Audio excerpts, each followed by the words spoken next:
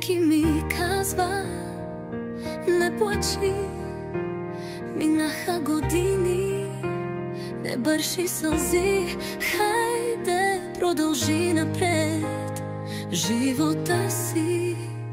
Хайде, момиче, продължи, всичко вече мина, усмихвай се, живей, празнувай.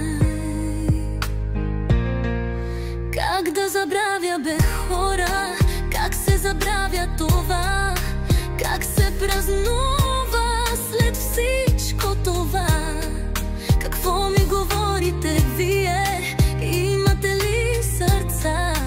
Как се забравя бащата на Алтив, всичко за да си това, което си сега? Как да се усмихнеш и как да продължиш? Какво ми говорите вие?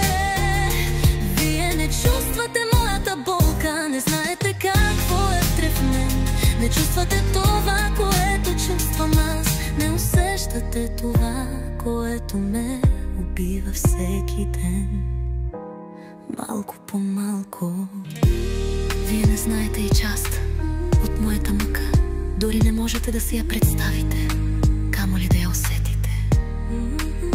Сърцето от болка е наранено, душата вие и крещи, колко е лесно отстрани, нали?